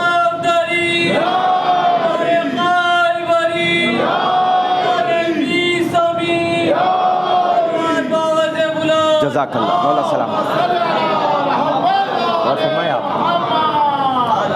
جو عالم کا کام کیا ہے، قرآن کا حکم کیا ہے، انما المؤمنون اخوہ، مومن آپس میں بھائی بھائی ہیں۔ سورہ حجرات کی آیت ہے یہ جو میں پڑھ رہا ہوں آپ کی خدمت میں، فَأَصْلِحُوا، صلح و صفائی کراؤ مومنین کے آپس میں، معاف کیجئے گا، قرآن نے اتحاد بین المومنین کا حکم دیا ہے، لیکن اب کیا ہو رہا ہے؟ افتراق بین المومنین، اتحاد بین المسلمین، اب یہ ہو رہا ہے قرآن کے خلاف، مومنوں کے خلاف تو آپ بول رہے ہیں، خطرناک بول رہے ہیں، بڑے بڑے کلپ آ رہے ہیں، انداز گفتگو کیا ہے ممبر سے؟ مومنین سے، یہ جو شیعیان آل محمد ہیں ان کو اہل البیت نے ایتام آل محمد کہا ہے، آل محمد کے یتیم۔ ہمارے چھٹے امام سے کسی نے پوچھا مولا شیعوں پہ سخت وقت کب ہوگا؟ تو اب میں چونکہ موضوع پر ہوں تو موضوع سے عرض کر دوں، موضوع سے جڑ جاتا ہوں میں، اور یہ سب گزارشات تھے میری۔ ساتھ میں امام علیہ السلام نے ارشاد فرمایا للہ علی الناس حجتین، اللہ کی جانب سے جتنی بھی مخلوقات ہیں ان پر دو حجتیں، خاص طور سے انسان، حجت ظاہرۃ و حجت باطنہ، ایک ظاہری حجت، ایک باطنی حجت۔ حجت یعنی اللہ کی طرف سے دلیل، حجت یعنی اللہ کی طرف سے برہان، ایک ظاہری حجت ایک باطنی حجت۔ فَأَمَّا الظَّاهِرَةُ، جو ظاہری حجت ہے، فَالْأَنْبِيَاءُ وَالرُّسُلُ وَالْأَئِمَّةُ، انبیاء، رسول اور امام یہ ظاہری حجت ہیں، یہ ظاہری ہادی ہیں، یہ ظاہری رہبر ہیں۔ وَأَمَّا الْبَاطِنَةُ فَالْعَقْلُ، اور جو باطنی حجت ہے وہ تمہاری عقل ہے، وہ تمہاری عقل ہے۔ اب جو عقل اس ظاہری حجت کی بات کو مان لے وہی عقل کہلائے گی، جو نبی کی بات کو مانے، جو رسول کی بات کو مانے، جو امام کی بات کو مانے وہ حجت کہلائے گا۔ توجہ، تو عقل حجت جب بنے گی جب ان حجتوں کی بات کو مانا جائے، ورنہ عقل حجت نہیں ہے۔ اگر ان سے بھٹک گئی تو پھر عقل حجت نہیں ہے۔ اچھا، اب جب میرے مولا نے یہ بتا دیا کہ عقل دو ہیں، یعنی دو حجتیں، ایک ظاہری ایک باطنی، یہ جو باطنی حجت ہے توجہ چاہتا ہوں، تو اب کیسے سمجھا جائے کہ یہ صاحب عقل ہے، اس کے پاس عقل ہے، یہ بے وقوف نہیں ہے، یہ پاگل نہیں ہے، اس کی عقل ضائع نہیں ہوئی ہے؟ کیسے سمجھا جائے؟ کہا ایسے سمجھا جاتا ہے جب کسی کو پتہ چلے کہ بھائی صاحب یہ عقل مند ہے یا نہیں ہے۔ آپ زندگی کے تمام امور، تمام کام لے لیجئے، میں ایک مثال دیتا ہوں، فرض کر لیجئے ساکس ہیں، موزے ہیں، اگر وہ پیر ہی میں پہن رہا ہے تو وہ صاحب عقل ہے، ہاتھ میں پہننے لگا تو لوگ اس کی عقل پہ شک کریں گے۔ توجہ چاہتا ہوں، ڈرائیونگ ہے، آپ کو رائٹ چلنا ہے، لیفٹ جا رہے ہیں، لیفٹ چلنا ہے، رائٹ جا رہے ہیں، دنیا کہے گی اس کے پاس عقل نہیں ہے، اس کو ڈرائیونگ صحیح نہیں آتی ہے۔ اسی طریقے سے ہزاروں مثالیں ہیں۔ کیا مطلب؟ اگر آپ کے جسم کا یہ ظاہری نظام صحیح چل رہا ہے تو اس کو کون چلا رہا ہے؟ کہا عقل چلا رہی ہے۔ کہا دلیل کیا ہے؟ کہا کھانا منہ میں ہی جا رہا ہے، آنکھ کی طرف نہیں لے جا رہا ہے۔ توجہ، پیر سے نہیں، ہاتھ سے نہیں چل رہا ہے، پیروں سے چل رہا ہے، صاحب عقل ہے۔ یہ کون آپ سے کہتا ہے کہ چلو اٹھو بیٹھو، اس سے بات کرو اس سے بات نہ کرو، یہ کھاؤ وہ نہ کھاؤ، یہ نقصان دہ ہے یہ مفید ہے؟ یہ کون آپ کو حکم دے رہا ہے؟ یہ آپ کی عقل۔ اچھا، عقل کو دیکھا کسی نے؟ توجہ، خود اپنی عقل کو دیکھا آپ نے یا ہم نے آئینے کے سامنے کھڑے ہو کر دیکھا؟ عقل کس رنگ کی ہے؟ سفید ہے، کالی ہے، گوری ہے، نیلی ہے، گلابی ہے؟ کس کلر کی ہے عقل؟ کہا نہیں، عقل نظر نہیں آتی۔ کہا پھر عقل ہے کہاں؟ کہا عقل ہے تو چھپی ہوئی نہیں۔ اب جسم اب کہاں چھپی ہوئی ہے؟ کہ اسی نظام جسم میں، اسی نظام جسم میں چھپ کر نظام جسم کو چلا رہی ہے یہ عقل۔ توجہ چاہتا ہوں، یعنی اب مجھے عرض کرنے دیجئے کہ نظام جسم میں یہ عقل جب پردہ غیب میں جا کر جسم کے نظام کو چلا سکتی ہے تو امام پردہ غیب میں جا کر کائنات کے نظام کو چلا سکتا ہے۔ توجہ ہے نا؟ اور فرمایا آپ نے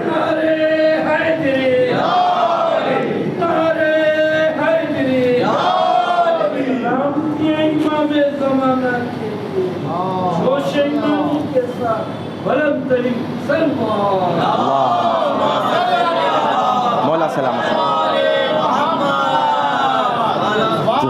یہ نظام جسم یہ پردہ غیب میں رہنے والی عقل چلاتی ہے۔ اسی لیے ہمارے چھوٹے امام نے ارشاد فرمایا کہ ہمارے شیعوں پہ سب سے سخت وقت وہ ہوگا جب حجت ظاہری بھی نہیں ہوگا، پردہ غیب میں ہوگا۔ یہ تو ہے ہی پردہ غیب میں عقل، لیکن حجت ظاہری بھی، یعنی دونوں پردے میں چلے جائیں گے، دونوں ہادی، دونوں دلیلیں۔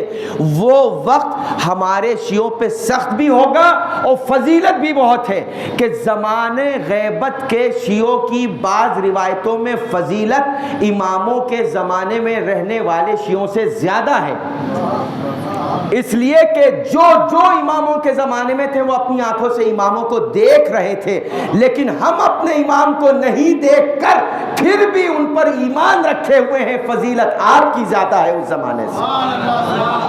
توجہ ہے نا؟ تو آپ کے بڑے فضائل ہیں، یہ خود ایک ٹاپک ہے۔ لوگوں سے مولا علی کے فضائل تو ہضم ہوتے نہیں۔ اگر میں شیعوں کے فضائل بیان کرنا شروع کر دوں کہ شیعوں کے کیا فضائل ہیں، مولا کے نہیں، خود شیعان اہل البیت کے، وہ ایک الگ موضوع ہے۔ تو بزرگان ملت، میرے نوجوان دوستو، اپنی شیعت کو اس وقت بچاؤ۔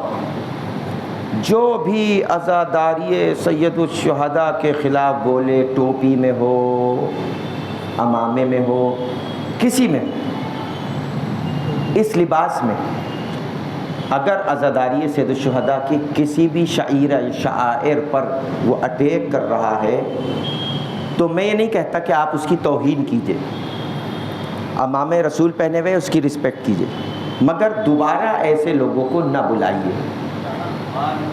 اس سے بہتر کوئی علاج نہیں ہے اس لیے کہ میرے بھائی وہاں پہ تو قیامت میں تو خود قرآن کہتا ہے یوم یفر المرء من اخیہ و امہ و ابیہ و صاحبتہ و بنیہ، قرآن کہتا ہے کہ قیامت تک کا دن وہ ہوگا کہ باپ بیٹے کو نہیں پہچانے گا، بھائی بھائی سے گفتگو نہیں کرے گا، ماں بیٹی کو نہیں پہچانے گی، بیٹی ماں کی پرواہ نہیں کرے گی۔ وہ قیامت کا دن ہوگا تو وہاں پر ہم جیسے چھوٹے چھوٹے لوگ تھوڑے ہی شفاعت کرنے کے لیے آئیں گے، مولا ہی شفاعت کرنے کے لیے آئیں گے۔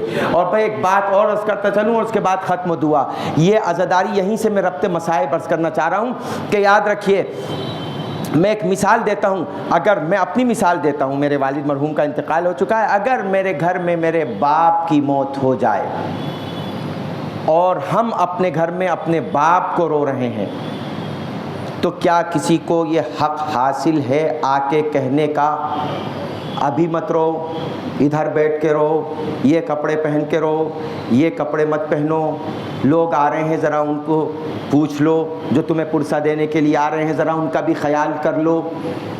عزاداری کا کیا مطلب ہے؟ غم۔ عزاداری کا کیا مطلب ہے؟ گریہ۔ عزاداری کا کیا مطلب ہے؟ نوحہ و بکا۔ جس کے گھر کی عزاداری ہوتی ہے اس کے گھر جا کر پرسہ دیا جاتا ہے، اعتراض نہیں کیا جاتا۔ میں بہت اہم بات آپ کی خدمت میں عرض کر رہا ہوں، جس کے گھر کی عزاداری ہوتی ہے وہاں جا کر پرسہ دیا جاتا ہے، اعتراض نہیں کیا جاتا۔ بزرگان ملت، یہ عزاداری کسی کے باپ کی نہیں ہے، یہ فاطمہ زہرا کے گھر کی عزاداری ہے۔ کسی کو اعتراض کرنے کا حق نہیں ہے کہ ایسے کرو ایسے نہ کرو۔ توجہ ہے نا؟ اور یہ عزاداری، اس کا وارث موجود ہے پردہ غیب میں۔ عزاداری شریعت کو ٹھیک کرنے کا پلیٹ فارم ہے، بگاڑنے کا پلیٹ فارم نہیں ہے۔ آپ کو 12ویں امام سے زیادہ پرواہ ہے اس عزاداری کی؟ آپ کو مراجع کرام سے زیادہ پرواہ ہے اس عزاداری کی؟ عزاداری میں دو چیزیں ہیں، بس آخری جملے، ایک قوت دافعہ، ایک قوت جاذبہ۔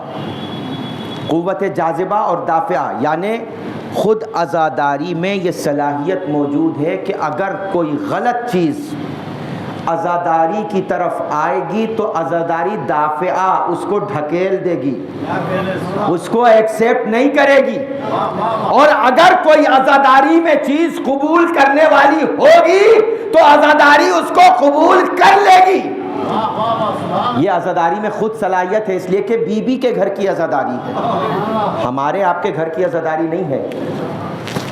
ان ایام عزا میں وہ ماں آتی ہے کہ جس نے چکیاں پیس پیس کر حسین کو پالا۔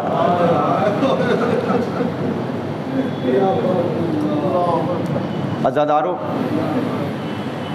یہ ایام بڑے غم کے دن۔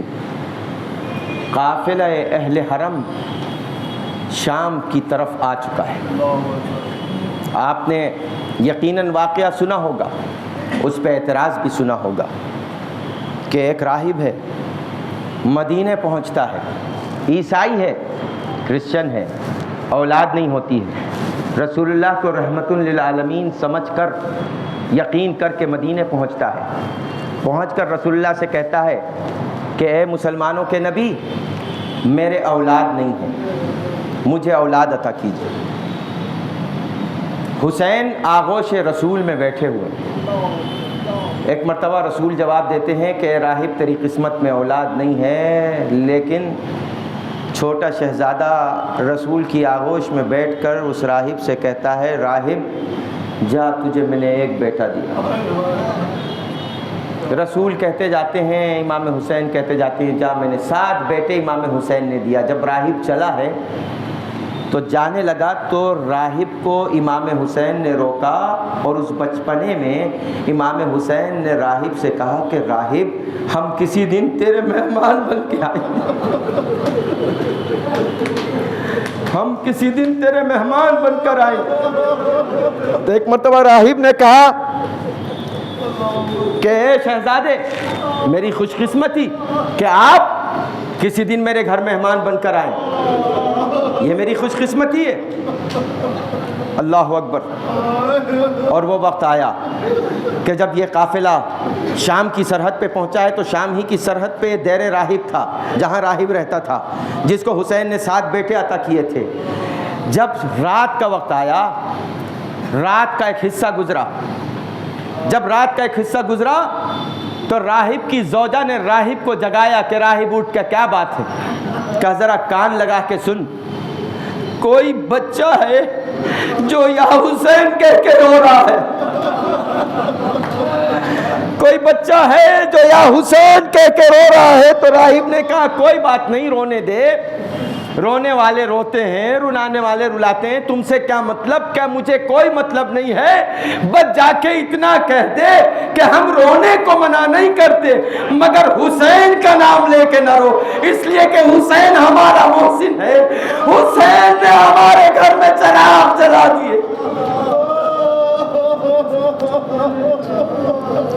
راہب باہر نکلا، راہب باہر نکلا، اور جب باہر نکلا ہے راہب تو آ کے راہب نے عجیب و غریب منظر دیکھا، دیکھا کہ کچھ بیبیاں ہیں، دیکھا کہ کچھ سر ہیں جو نوکے ہائے نیزہ پر راہب کی دیوار سے ٹیک لگا کر رکھے گئے ہیں، اور یہ دیکھا کہ ایک بیمار ہے جس کے ہاتھوں میں ہتھکڑیاں، پیروں میں بیڑیاں ہیں، گلے میں توقے خاردار ہے۔ اللہ اکبر۔ راہب آیا، آنے کے بعد پوچھا اس قافلے کا قافلہ سالار کون ہے؟ کہا کیا بات ہے؟ شمر آیا، کہا کیا بات ہے؟ کہا یہ بچی ہے، یہ یا حسین کہہ کے رو رہی، اس سے کہہ دو یا حسین کہہ کے نہ روئے۔ کہا کہ مجھ سے مطلب نہیں، یہ جو جوان ہے جس کے ہاتھوں میں ہتھکڑیاں ہیں اس سے بات کرو۔ وہ راہب آیا سید سجاد کے پاس، آ کے کہا کہ بس اس سے آپ کہہ دیجئے بچی سے یا حسین کہہ کے نہ روئے۔ سید سجاد نے زینب کو دیکھا، زینب نے سید سجاد کو دیکھا، سکینہ نے دونوں کو دیکھا، اور سکینہ بڑی حسرت و یاس کی نظروں سے سید سجاد کے چہرے کی طرف دیکھ رہی تھی۔ کہنے کا مطلب یہ تھا، دیکھنے کا مطلب یہ تھا کہ بھائی سید سجاد یہ تو کوئی میرے بابا کا چاہنے والا معلوم ہوتا ہے۔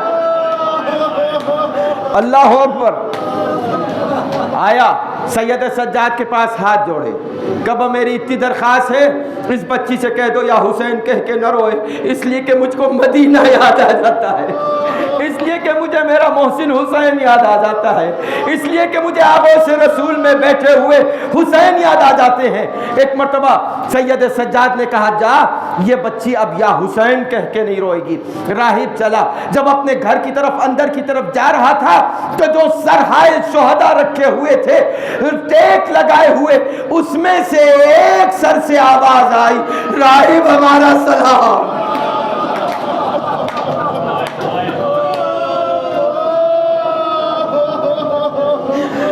راہب ہمارا سلام۔ راہب نے سر کی طرف دیکھا تو کیا دیکھا؟ ایک سر ہے نوکے نیزہ پر جو خاک و گرد میں اٹا ہوا ہے۔ ایک مرتبہ قریب گیا، قریب جا کے غور سے دیکھا، پہچانا نہیں، واپس شمر کے پاس آیا، آیا کہ کہا میں اس سر کو لے جانا چاہتا ہوں کہ نہیں لے جا سکتا؟ کہا یہ 30,000 درہم میں چاہتا ہوں کہ یہ سر لے کے جاؤں، اس لیے کہ میں پہچان نہیں پایا۔ یہ سر لے کے آیا، راہب نے ایک پاک و پاکیزہ حجرے میں سر کو رکھا، سر کو رکھ کے پھر چلا گیا لیٹنے کے لیے۔ تھوڑی دیر کے بعد پھر ایک مرتبہ یہ جیسے ہی جاتا ہے پھر آواز آتی ہے، راہب پہچانا نہیں، راہب پہچانا نہیں، کہ نہیں پہچانا۔ پھر سر خاموش ہو گیا، راہب چلا اپنے گھر کی طرف، کمرے کی طرف جا کے ابھی لیٹتا ہی ہے، بیوی کہتی ہے اٹھو، تمہیں کچھ سنائی دے رہا ہے؟ کہ مجھے کچھ نہیں سنائی دے رہا۔ کہ ذرا کان لگا کے سنو، کچھ بیویاں ہیں، کچھ بیویاں ہیں جو ہائے میرا لال کہہ کے رو رہی ہیں۔ اللہ اکبر۔ حجرے کی طرف گیا تو کیا دیکھا اس نے بھی، اس کی زوجہ نے بھی، کہ ایک نور کی ہماری نازل ہوئی ہے اس کمرے میں۔ آنے کے بعد کیا دیکھا؟ کوئی بیوی ہے، آنے کے بعد رو کے کہہ رہی ہے میرے لال تو کہ 3 دن کا، تجھے 3 دن کا پیاسا بھوکا ذبح کر ڈالا، اے میرے لال لال میں نے تجھے چکیاں پیس پیس کے پالا تھا. زوجہ کہتی ہے ارے یہ تو مجھے فاطمہ زہرا کی آواز لگتی ہے. دونوں بیٹھ گئے. سر حسین کے پاس بیٹھے ہاتھ جوڑے کہ سر عزیز تجھے تیرے حق کا واسطہ بتا دے تو کون ہے. کہ راہب نہیں پہچانا, کا خدا کی قسم نہیں پہچانا. کہ راہب تو مدینے آیا تھا نا, میں نے وعدہ کیا تھا نا مہمان بن کے آؤں گا. اے راہب جس 4 برس کی بچی کو تو روک کے آیا ہے حسین کہہ کے نہ روئے, وہ میری بیٹی سکینہ ہے. اے راہب کربلا میں فاطمہ کا گھر لٹ گیا.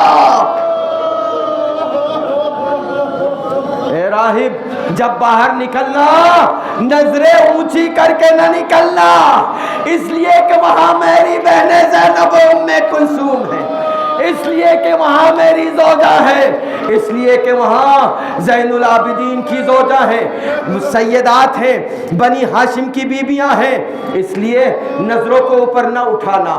یہ راہب جاتا ہے ایک مرتبہ یزیدی قافلے سے جنگ کرتا ہے. روایت میں یہاں تک کہ ملتا ہے کہ یہ خود بھی شہید ہوتا ہے, اس کے ساتھ بیٹے بھی شہید ہوتے ہیں, مگر حسین کے سر کو گواہ بنا کر کلمہ پڑھ کر شہید ہوتے ہیں کہ اے مولا گواہ رہنا, ہمیں کوئی اس میں باک نہیں ہے کہ ہم اپنے بچوں کی قربانی دے دیں, اس لیے کہ یہ بیٹے بھی تو آپ کے دیے ہوئے تھے, اگر آپ کے لیے قربان ہو جائیں. اب حضور یہ عزاداران سید الشہداء یہ قافلہ آگے بڑھا, شام میں داخل ہوتا ہے. انشاءاللہ میں کچھ کل عرض کروں گا سید سجاد کے اس قول کی تفسیر کہ جب سید سجاد سے پوچھا جاتا تھا سب سے زیادہ مصیبتیں کہاں پڑی تو کیا کہتے تھے؟ شام. کربلا کا نام نہیں لیتے تھے, کوفے کا نام نہیں لیتے تھے, مدینے کا نام نہیں لیتے تھے, شام کا نام لیتے تھے. جب ہمارے امام سے پوچھا گیا, آخری امام سے, کہ یہ جو آپ کہتے ہیں لَأَبْكِيَنَّ عَلَيْكَ بَدَلُ الدُّمُوعِ دَمًا, تو ایک عالم دین نے خواب میں دیکھا امام کو, متقی پرہیزگار عالم دین نے ان سے سوال کیا کہ وہ کون سی مصیبت ہے کہ جس پر آپ آنسوؤں کے بدلے خون روتے ہیں. اے میرے مولا وہ کون سی مصیبت ہے؟ کیا علی اکبر کے سینے کی برچھی کو یاد کر کے آپ آنسوؤں کے بدلے خون روتے ہیں, یا سید الشہداء کے قتل کی, یا علی اصغر کی شہادت کی؟ ایک مرتبہ امام منع کرتے جاتے ہیں, نہیں ان میں سے کسی کی نہیں. پھر کہا اے میرے چاہنے والے, میں صرف شام کی بے ردا بے مقنا بیویوں کو یاد کر کے خون کے آنسو روتا ہوں کہ 3 دن تک میری پھوپھیوں کو, میری ماں کو, زینب نے ام کلثوم کو, علی و فاطمہ کی بیٹیوں کو بازار میں کھڑا رکھا, بیٹھنے نہیں دیا. عزیزو چند جملے, اس لیے کہ ایام عزا ہیں, یہ آنسو ہماری شفاعت کا ذریعہ, پتہ نہیں کون سا آنسو قبول ہو, ہماری شفاعت ہو جائے. عزیزو تاریخ نے ایک واقعہ لکھا, سہیل ساعدی رسول کے صحابی ہیں, شام آتے ہیں, بیت المقدس کی زیارت کر کے آ رہے ہیں. کیا دیکھا کہ شام میں رہنے والے سارے مسلمان لباس فاخرہ پہنے ہوئے ہیں, جدید نیا لباس پہنے ہوئے ہیں, اور عید کا سما ہے, لوگ ڈھول اور تاشے بجا رہے ہیں, ناچ اور گا رہے ہیں. کہا یہ تو کوئی عید کا موقع نہیں ہے, تم لوگ کس چیز کی خوشیاں منا رہے ہو, کس چیز کی عید منا رہے ہو؟ کہا ایک خارجی نے خروج کیا ہے, اس کا قافلہ ابھی آ رہا ہے, شام میں داخل ہو رہا ہے, بازار شام میں داخل ہو رہا ہے. سہیل کہتے ہیں میں بھی گیا تو میں نے جا کے کیا منظر دیکھا, میں نے جا کے عجیب منظر دیکھا کہ آگے کچھ بیویاں ہیں جو اپنے چہروں کو بالوں سے چھپائے ہوئے ہیں, ان کے پیچھے سرہائے شہداء ہیں, ان کے پیچھے ایک جوان ہے جس کے ہاتھوں میں ہتھکڑیاں, پیروں میں بیڑیاں ہیں، گلے میں توقے خاردار ہے۔ ایک مرتبہ میں آگے بڑھا، اس جوان سے پوچھا آپ کہاں سے آ رہے ہیں؟ کہا ہم کربلا سے آ رہے ہیں۔ کہا کہاں جانا چاہتے ہیں؟ کہ اللہ کو معلوم ہے۔ کہا آپ کہاں کے رہنے والے ہیں؟ کہا ہم مدینے کے رہنے والے ہیں۔ کہا جیسے ہی مدینے کا نام لیا سہیل کہتے ہیں میرا دل ڈوبنے لگا۔ آپ مدینے میں کہاں کے رہنے والے؟ کہ میں محلہ بنی ہاشم کے رہنے والے ہیں ہم۔ کہا اچھا یہ بتائیے محلہ بنی ہاشم، محلہ بنی ہاشم میں تو حسین رہتے ہیں، محلہ بنی ہاشم میں تو زین العابدین رہتے ہیں، آپ کون ہیں؟ تو ایک مرتبہ اس جوان نے گردن جھکا کر کہا، نظریں جھکا کر کہا انا علی ابن الحسین زین العابدین، میں زین العابدین ہوں۔ اے سہیل ساعدی، یہاں بھی امام نے تاکید کی نظریں نہ اٹھانا، میری مائیں، میری پھوپھیاں، میری بہنیں بے مخنو چادر کھڑی ہیں۔ ایک مرتبہ سہیل کہتا ہے میں نے سہیل اپنا امامہ اتار کے رکھا، ہائے آپ کا ہمارا گھر کربلا میں لٹ گیا، سیدہ کا گھر ایک دن میں لٹ گیا۔ کہا اچھا مولا میں ہاتھ جوڑتا ہوں، کہتا ہوں میں ہوں رسول کا صحابی ہوں، آپ کے نانا کا صحابی ہوں، میرے لائق کوئی خدمت بتائیے۔ ایک مرتبہ سید سجاد امام وقت ہوتے ہوئے زینب کبریٰ کے قریب آئے، آنے کے بعد کہا نانا کا صحابی کہتا ہے کوئی خدمت ہو تو بتائیے۔ عزیزو یہ یہاں پہ ایک چھوٹی سی بچی بیٹھی ہوئی ہے جو اسکارف پہنے ہوئے ہے، اسکارف پہنے ہوئے ہے، حجاب کیے ہوئے ہے۔ اس پس منظر میں سنیے گا کہ جب زینب سے کہا سید سجاد نے نانا کا صحابی آ کے یہ کہہ رہا ہے کچھ چاہیے تو بتائیے، زینب جو ہمیشہ کوئی مشورہ دے لیا کرتی تھی اس وقت سید سجاد سے کچھ نہیں کہا۔ زینب کبریٰ سکینہ کے قریب آئیں، 4 برس کی یتیم سکینہ سے پوچھا میری بیٹی سکینہ نانا کا صحابی آیا ہے پوچھتا ہے کچھ چاہیے تو بتاؤ۔ ایک مرتبہ سکینہ نے کہا پھوپھی اماں پانی نہیں چاہیے، اس لیے کہ جب میرا بھیا اصغر بغیر پانی کے مارا گیا میں پانی لے کے کیا کروں گی؟ کھانا نہیں چاہیے، اس لیے کہ جب میرا بابا بھوکا پیاسا شہید کر دیا گیا کھانا لے کے نہیں مجھے کچھ چاہیے۔ کہا پھر بیٹی کیا چاہیے؟ یہ بھی یہاں پہ بچی بیٹھی ہوئی ہے 4-5 برس کی۔ اس پس منظر میں سنیے گا ہمارا مجمع ہے، اپنا مجمع ہے، امام بارگاہ ہے، آپ سب عزت کرنے والے ہیں تمام خواتین کی۔ یہ چھوٹی سی بچی یہاں اسکارف پہن کر آئی ہے، دعا دیجئے جناب سکینہ کو۔ اللہ اکبر، ذرا تصور کیجئے سکینہ نے کیا ڈیمانڈ کی، کیا مطالبہ کیا، کھانے کا نہیں کیا، پانی کا نہیں کیا، لباس کا نہیں کیا، وطن جانے کا نہیں کیا، آزادی کا نہیں کیا۔ کہا پھوپھی اماں نانا کے صحابی سے کہیے ہو سکے تو ایک چادر لا دیجئے، یہ نامحرم ہمیں ننگے سر دیکھ رہے ہیں، ہمارا تماشا بنائے۔ اللہ لعنت اللہ علی قوم الظالمین وسیعلم الذین ظلموا ای منقلب ینقلبون۔ آپ حضرات سے گزارش ہے کہ اس گریہ کے ساتھ اپنے لیے، تمام مومنین کے لیے، بیماروں کے لیے، بے روزگاروں کے لیے، لاولد حضرات کے لیے دعا فرمائے کہ اللہ سب کی حاجتیں پوری فرمائے، مولا کے ظہور میں تعجیل ہو۔ تمام دنیا میں رہنے والے شیعیان اہل البیت علیہم السلام میں اتحاد اور اتفاق عطا فرمائے۔ آپ حضرات سے گزارش ہے کہ بہتر ہے جتنے ہاتھ اٹھیں اتنے بہتر ہے۔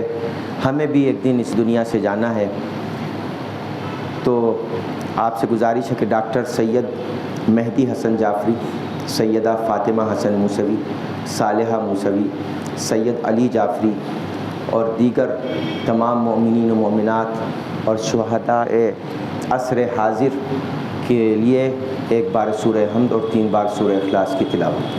اللہم صلی اللہ علیہ وسلم۔ اعوذ باللہ من الشیطان الرحمن الرحیم اهدنا الصراط المستقیم صراط غیر المغضوب علیہم ولا الضالین۔